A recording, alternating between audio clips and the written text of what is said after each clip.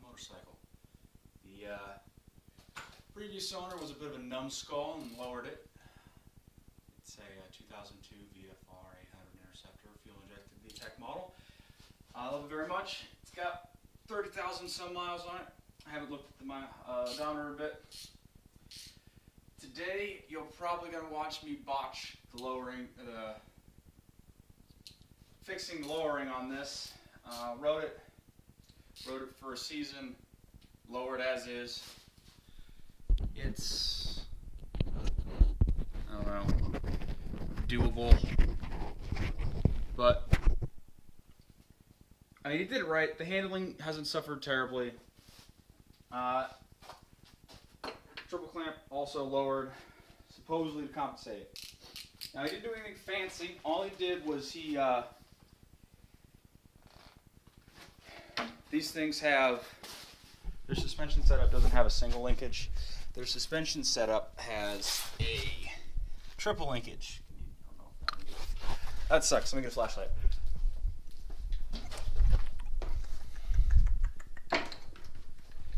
Alright, so it's got this triangle linkage thing between the swing arm, the shock, and the bottom of the frame there. Can you see that? Right there. So it's much harder to do than I thought it would be. Yeah, that guy right there. This guy is oriented the wrong way. This bit, where the arrow is, that arrow right there, needs to be facing forwards. In this position, it's some number of millimeters. I think it's like 5 millimeters shorter. And that length there results in a 20 millimeter reduction in the ride height in the rear. It doesn't sound like a whole lot, but it all adds up. And I'm going to undo it just to see how that does. Honestly, the most annoying part is the kickstand doesn't work correctly. The bike is almost vertical with it being lowered because the way it changes the geometry. With the bike being lower to the ground, the kickstand is longer than it needs to be, so the bike stands more vertically. Annoying. Also, you have less leverage in using the center stand, so basically you have to jump up and down on the damn thing to get spikes off the ground. Alright. Now, first thing I'm going to need to do is take off this wheel. Easy to do. Single side swing arm, center stand. Why I love my VFR.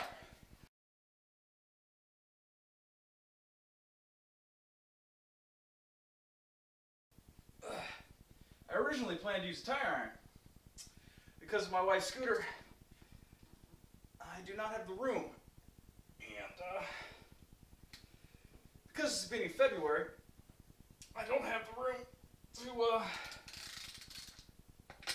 pull the cars out and do this in the middle of the floor. I don't know, if this doesn't work, if I can't bust one of these lug nuts loose, I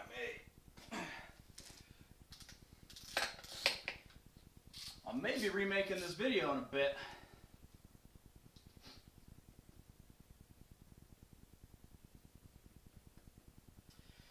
Then again, I'm looking at it. And despite what they say on the internet, I'm not entirely convinced I need to take the whole thing apart. Maybe. Let me get a better look. I don't really know why I'm narrating. I'm almost certainly going to put this whole thing in fast motion so you can see it all. Watch me fail. Think I should try this without taking the wheel off? You know what? I'm going to try and find a breaker bar. Alright, well I don't have anything I can use as a cheater bar. So I'm going to try it without taking the wheel off. I don't think it'll be an issue. If I can get the bolts out, it should be fine. It should have been harder to do the lowering, because to do that, we have to raise the swing arm and all that stuff.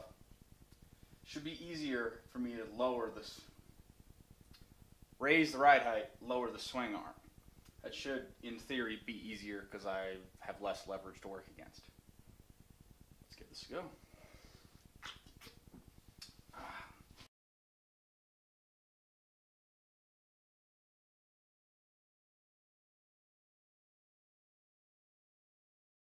Appears to be a 14mm bolt. Let's see if I can successfully get this thing off. The wheel's still on.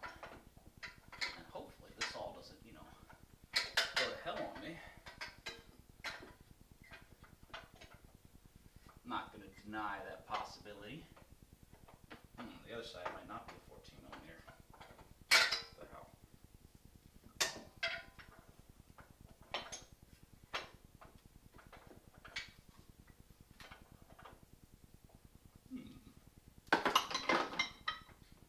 Maybe they're not metric.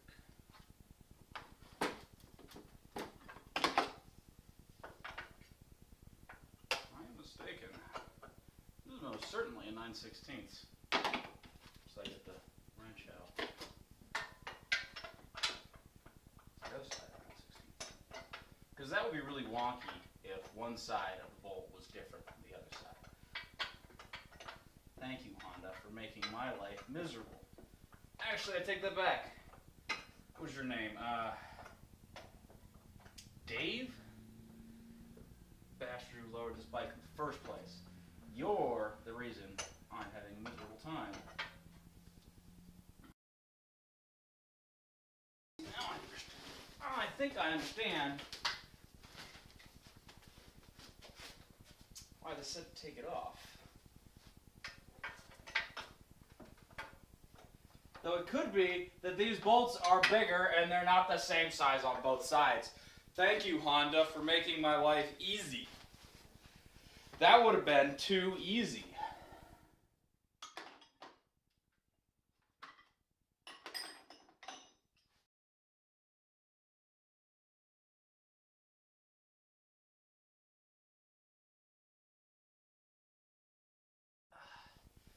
$17mm. Thank you, Honda. Thank you. You had to use a reasonable size bolt for this.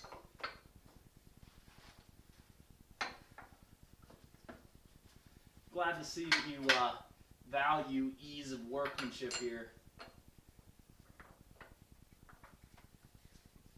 Let's see. That'll go that way. This should be alright. Now I totally see. Might have to wait until I can get this guy scooted over. Let's see if I can break it loose as is. This will be the toughest one. The other two should be easier to get to. And conveniently, while putting it back together, I'll have more room because the swing arm will be lower.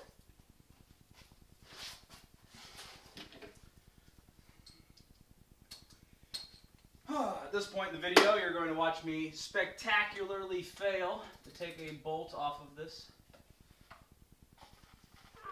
Oh yeah. This is what I would call a spectacular failure.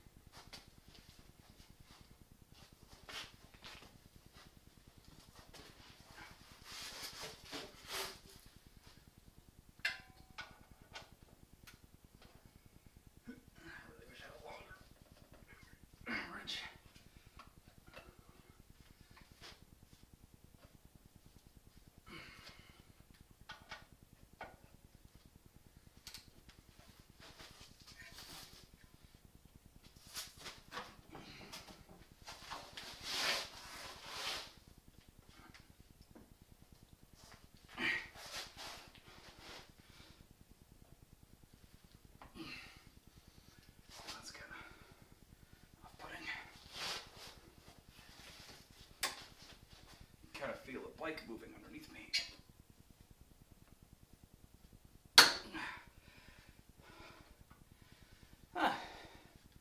Either they're not breaking loose, or the side of my wrench breaking.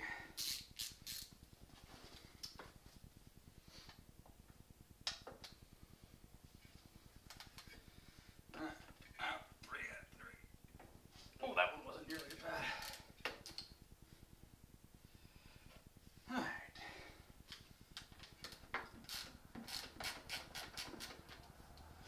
Let's see what they look like from the other side.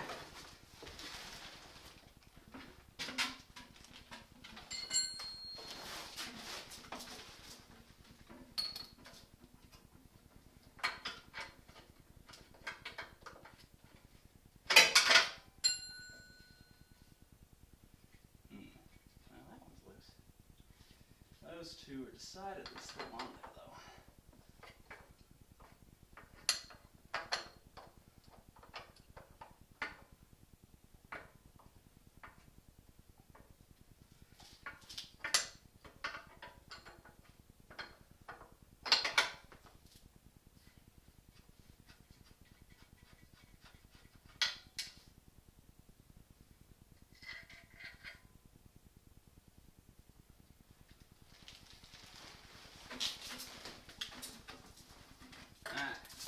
One bolt free.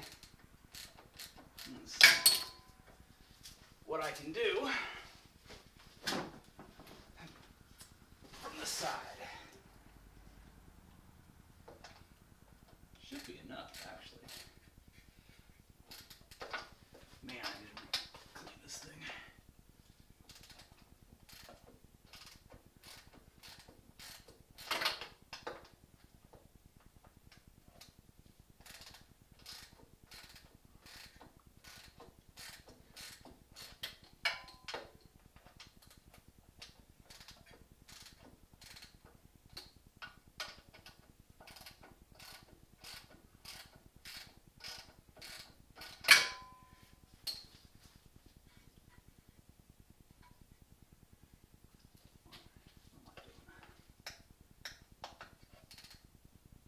That's what I was afraid of.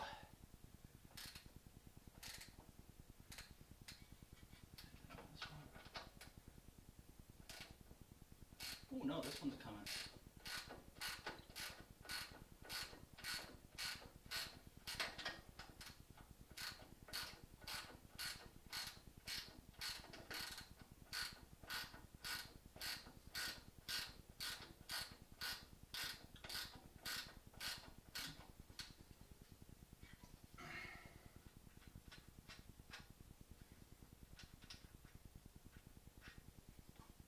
Two.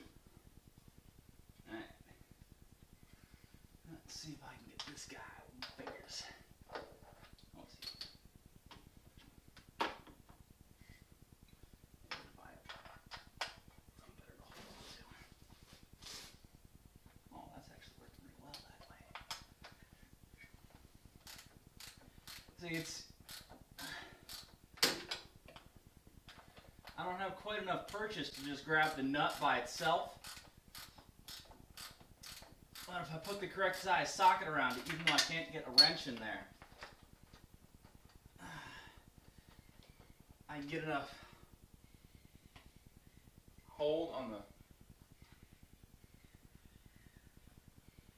the heck is that? Whatever. I can get enough purchase on the stippling, or whatever you want to call it, on my washer,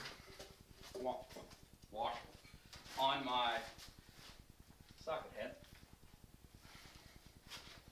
Let me get in there, get it nice and tight.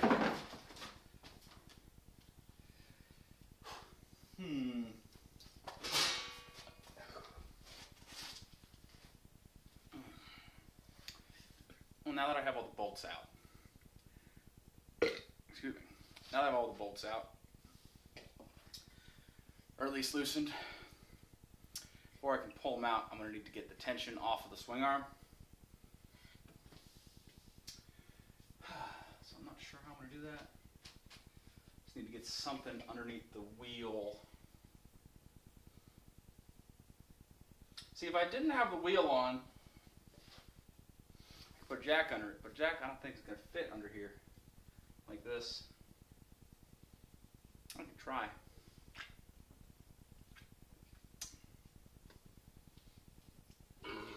I'd like to get a piece of plastic or something.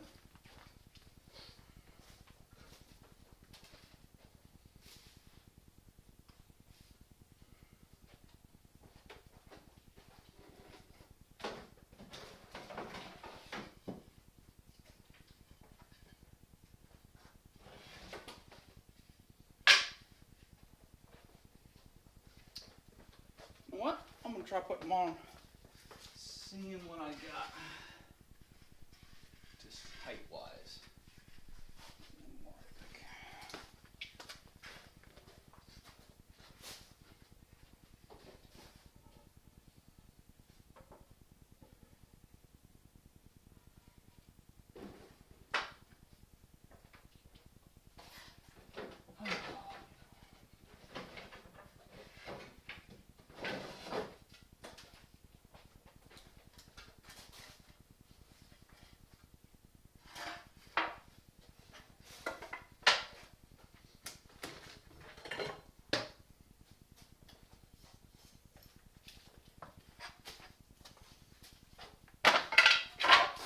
Change plans.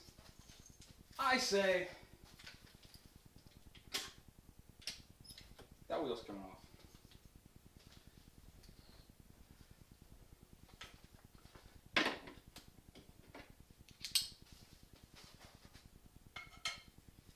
This fits. Wait for it. No, damn it. Not this other one. Pipe. No. Oh, that might work.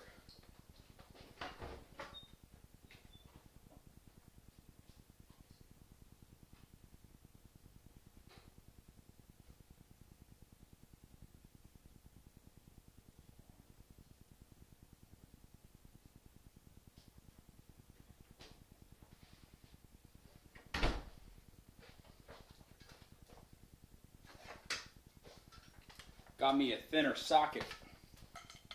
Socket wrench. Ooh, it fits. Ah, yeah. If all goes well, this should give me the leverage I need to break those nuts loose. Then I can do this the way I should have done it in the first place.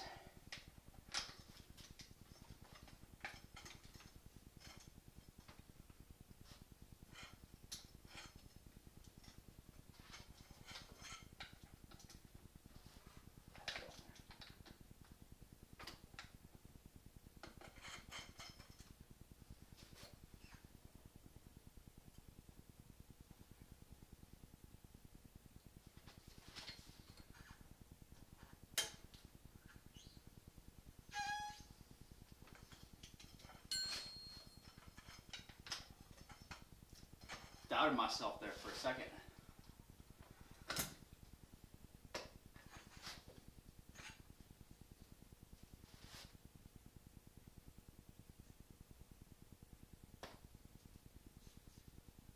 Huh.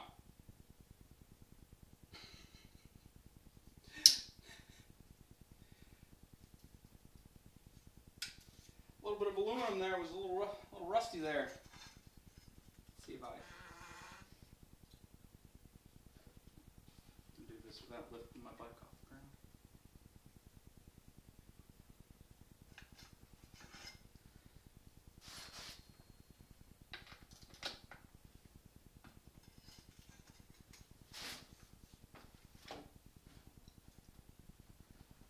Stay.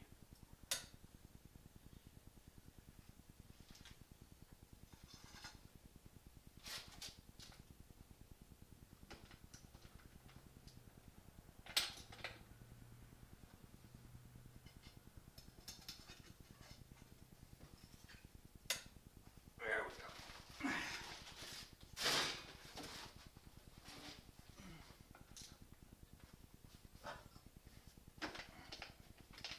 Unless that was the sound of me stripping my lug nuts.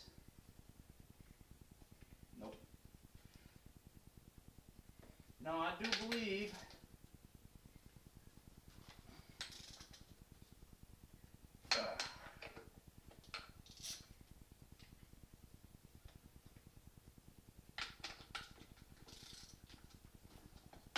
Yes, I do believe this is the part where I say something along the lines of success.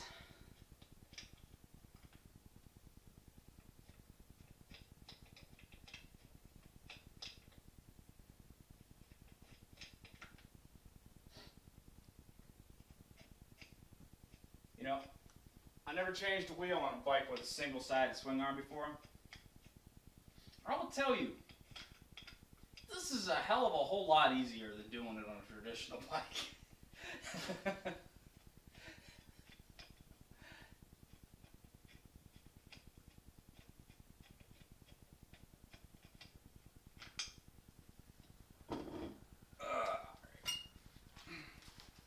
Ta-da! Much success. Much success. Bounds. Put that over there.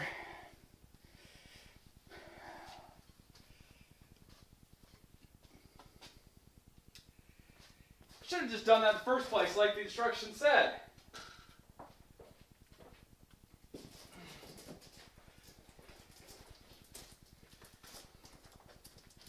Now I'm using my floor jack, my piece of junk floor jack I got on like super clearance sale at Sears, because apparently they're not worth selling at Sears.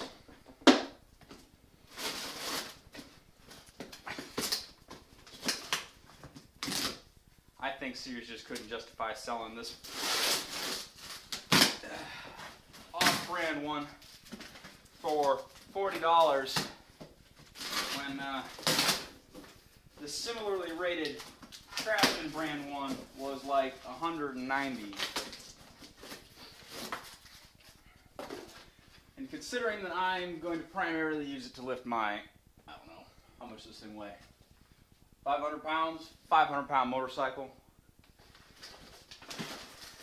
I don't think I'm going to break a jack that's supposed to be able to deal with 2 tons.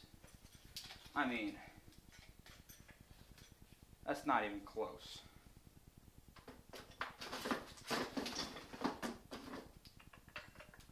Where's that stupid thing? That's fancy. It's got a little, instead of just like a square tip, it's got like a little lever in there.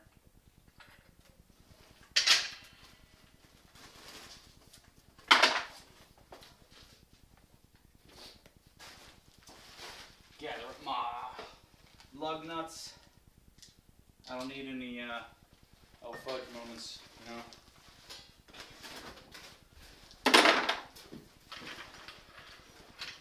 Let's see, the online instructions, which I read on some forum somewhere from some guy I've never met, say to put it under the brake. I guess.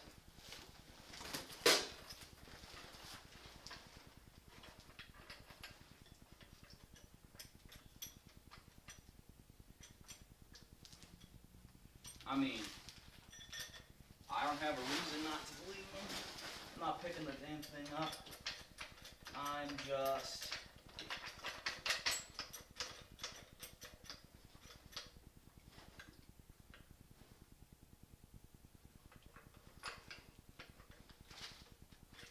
lifting the swing arm a bit so the suspension triangle.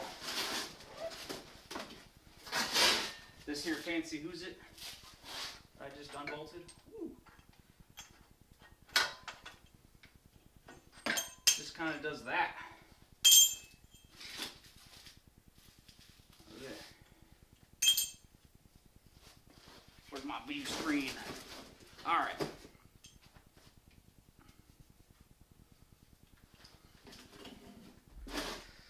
See, this here was installed like this. All right, with these little words and the arrow pointing up.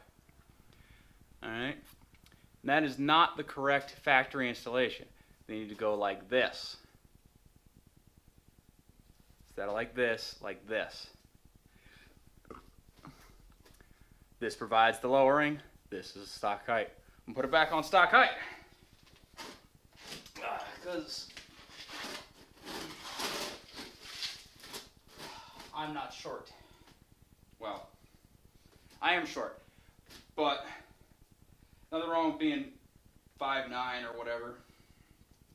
The other dude was like, I don't know, he couldn't have been more than 5'5". I can see how he had some trouble reaching the pegs. Just go like that. Yeah.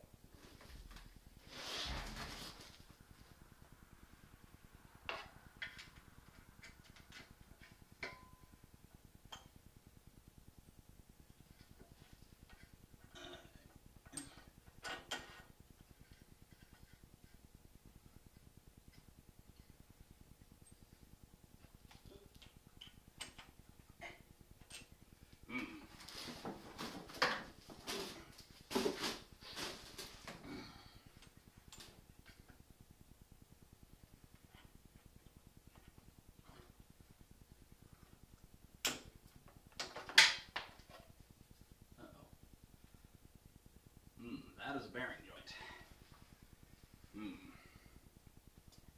This plain bearing should not have come out of there. Back in, and hopefully without screwing everything up. And definitely without taking that thing.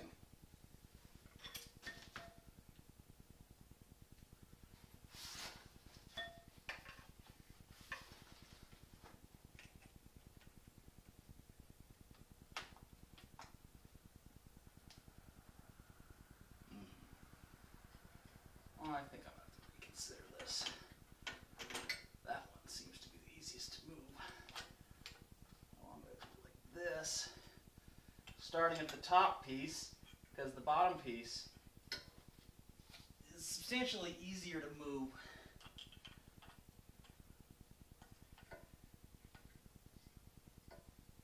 Hopefully I'll be able to lever it in there. Uh-oh, this has a bearing piece too.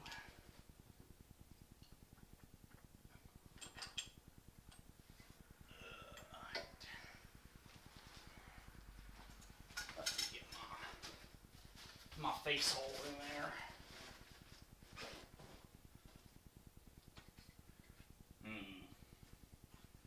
That there bit needs to go in that way. Maybe if that was...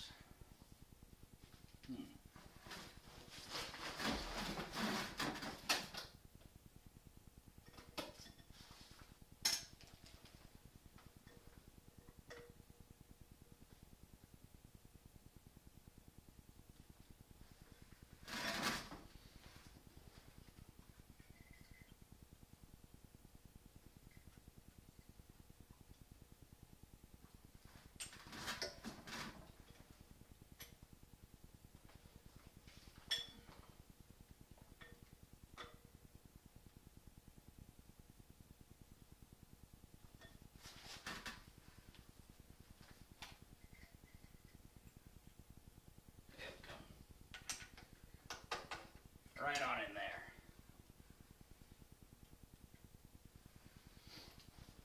Alright.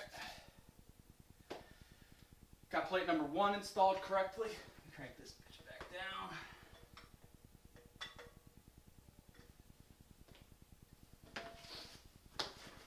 Alright. Flip plate number 2 this direction.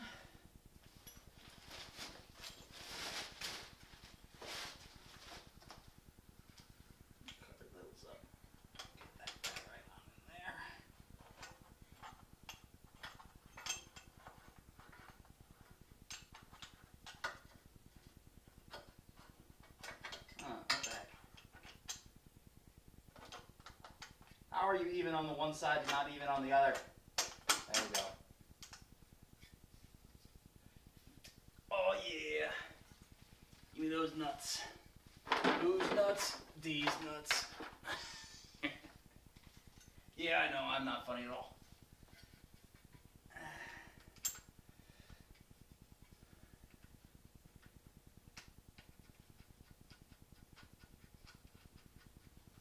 But who else do you know It's going to help you unlower your VFR when some idiot screws it up.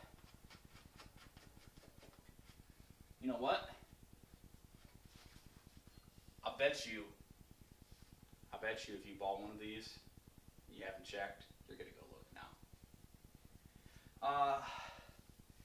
Love this bike though. Big fan, V4. I got mixed feelings about the VTEC.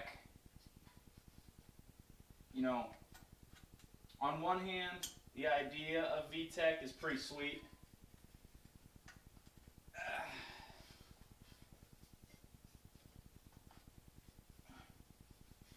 The whole, like, 2 motors in one thing, pretty cool concept.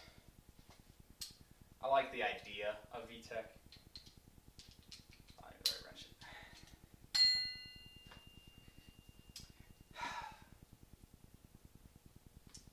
But the bike could be faster and more powerful if it just had 4 valves all the time.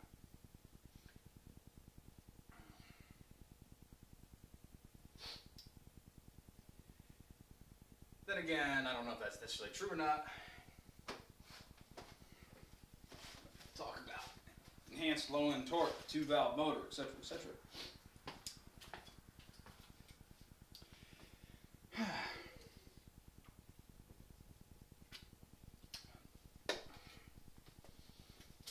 I don't know if it's true or not.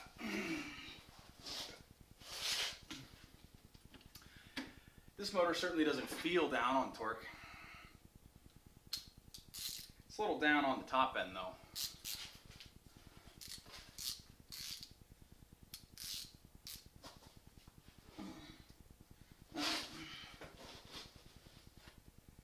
I've read numbers. I don't trust them, but I've read numbers all the way from such lawfully unrealistic expectations of 120 horsepower. I don't buy that at all. To much more realistic numbers of like 100 at the wheel. I've never had this one dynoed.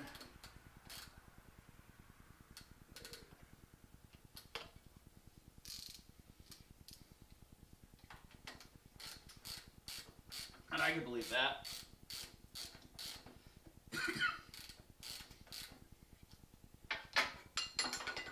I mean,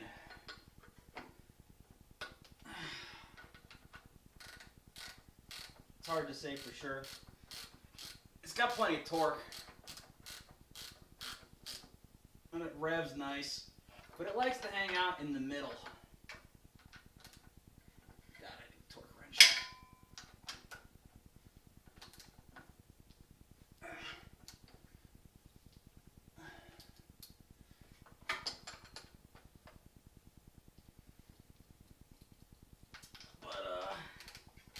Tell you what's the most fun about this bike. This is VTEC. I know it's silly, and I know to go fast, I'd be above the transition anyway. But there's something just like rudimentarily nonsensical about riding the wave, the torque, right through the little VTEC transition. Because the feeling of when it kicks in, when the motor switches from the 2 valves to the 4 valves, it's something.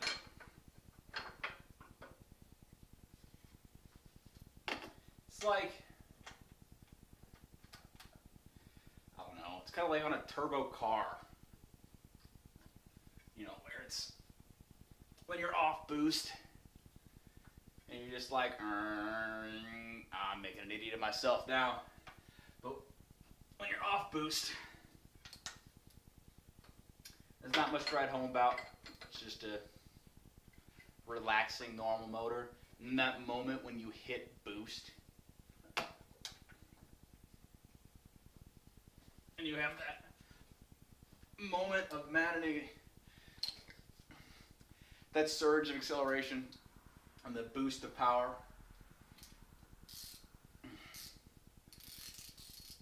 It feels like you're accelerating much faster than you really are through that little bit of the rev range.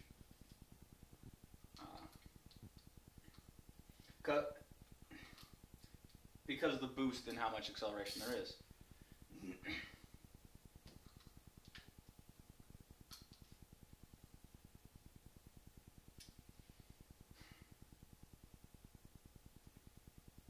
It's certainly something.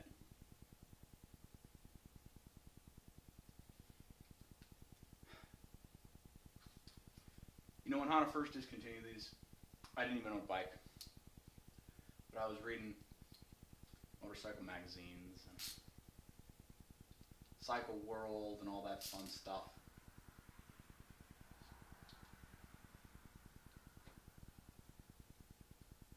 Before I'd ever bought a bike, I knew one of these would be mine one day. It was just the weirdness of the V4 being different, despite, I mean, yes, it has advantages, but the necessity of putting the radiators on the sides, you know, you lose the advantage of the thinner motor over the straight four. Maybe when they were brand new, there were some power advantages. But you have a lot of packaging difficulties with getting the motor far enough back and getting the stuff you need to in the middle. Because this is obviously longer than a V4, or longer than a straight 4. It would be significantly narrower if they were using a traditional radiator. But in this gen, there wasn't room for that. The new ones have a front mount radiator. I want one. I want one bad. And that knocks quite a bit off the girth. But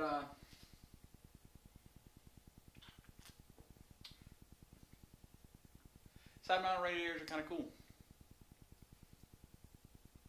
I guess. I mean, it's a redundant system. But I got exhaust pipes sticking out the front of the fairing. Nobody else has that on the sport bike. The radiator's right there. Plus, who doesn't like that? Really? I know you're thinking, I'm crazy. Those roast my buns under seat exhausts are hot. And racer boy, out of style. Old school, because now it's all about, you know, weight centralization.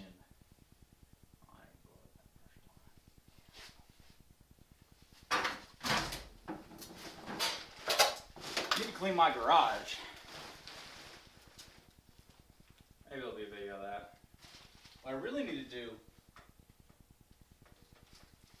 I know I can clear a lot of room in my garage.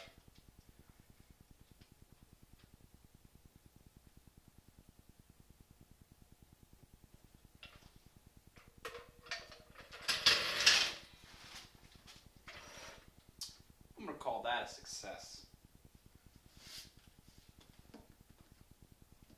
I think I should check my tire pressure while I have it off.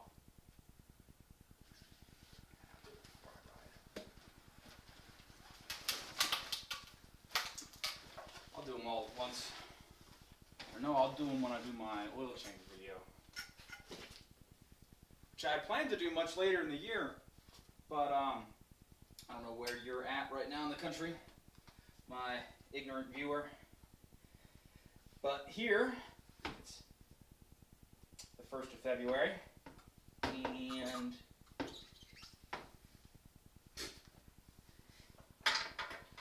it was an unseasonably warm 51 degrees today in Cleveland, Ohio on February 1st.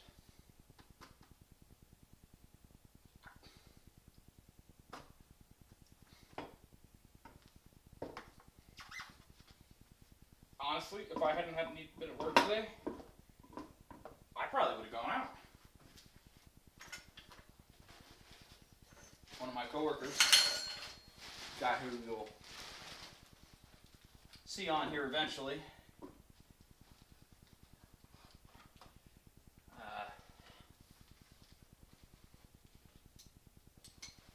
has a Harley of some sort. Haven't seen it yet. I think it's a Road King or Wide Glide. I don't even know. I don't know much about Harleys, to be honest with you guys.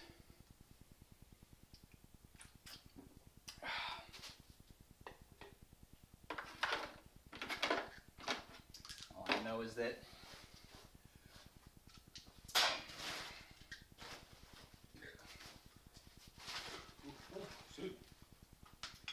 before he worked with us, he worked at Harley dealer here in Akron. Well, not really Akron, Medina. I want to say Century Harley. Also owns a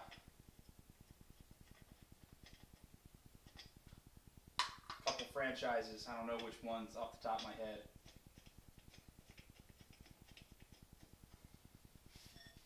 But get this.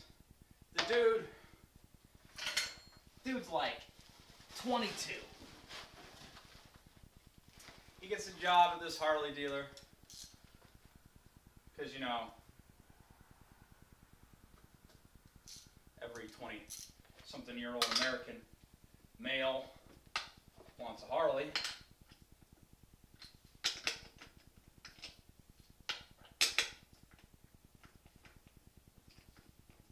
So this dude goes and gets a job at his local Harley dealer in Medina.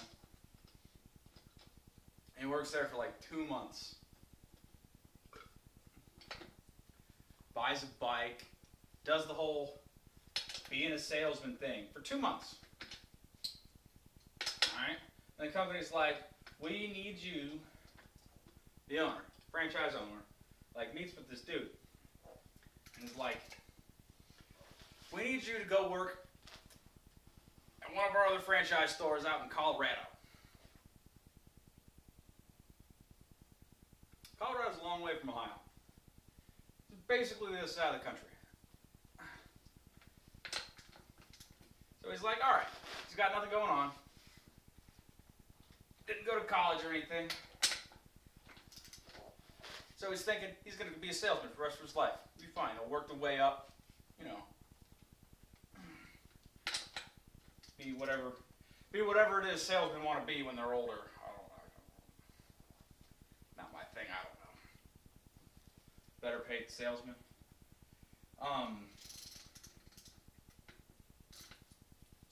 So anyway,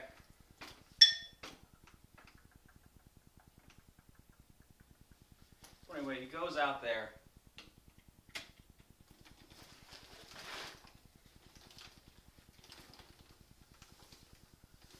Goes out there and he works for like a month and they fire him. They move him to the other side of the country and they fire him. What the heck? They didn't even get him like a proper place to live out there. He lived at the damn dealership in like a back room apartment. Talk about shady dealings.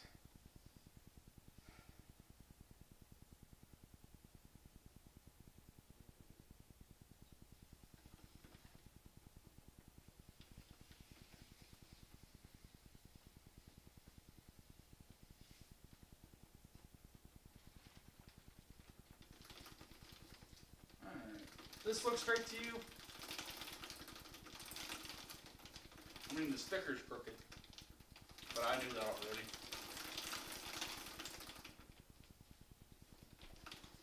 What am I hitting? Am I hitting something? I think I'm hitting anything. That's just like shit. I'm hearing something.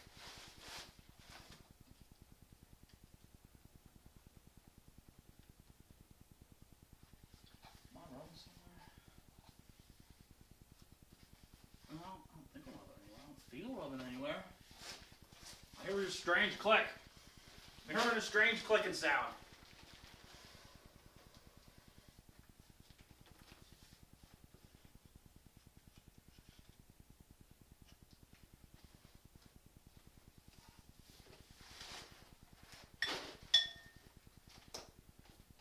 Well, I'm thinking my change in the ride height may have necessitated an adjustment to my chain. I'm gonna have to look up how to do that. Haven't owned this bike long enough to figure that part out. Might be a pain in the ass.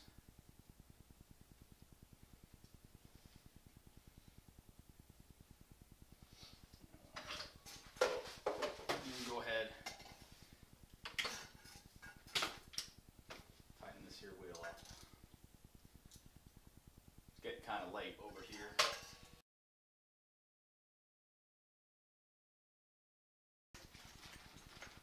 You know what? I know some of you are thinking, why are you tightening it so much? And you know what I'm saying to you? If I can put it on here and take it off, it's not like I'm some jackass at a dealer with an impact wrench.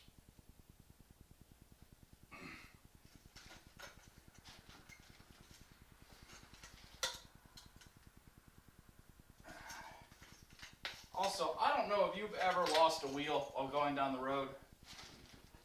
Well, I can't say it's ever happened to me on a bike, but I will tell you, in a car, when there's that loud, there's a thud, part of the front end dives, followed by some demonic sounding screeching sound. Alright? And you just see the front wheel flying across the freaking median of the highway. You don't forget that.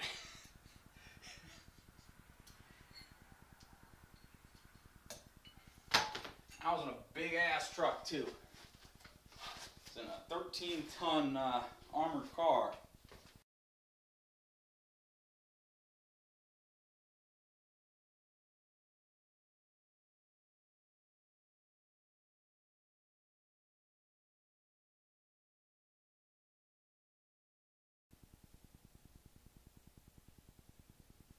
Alright, my dear viewers, I think I need a new chain.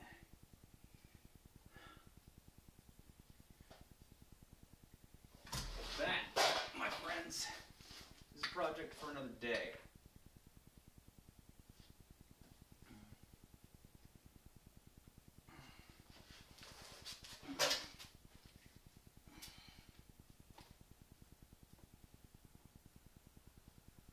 Maybe. We'll see.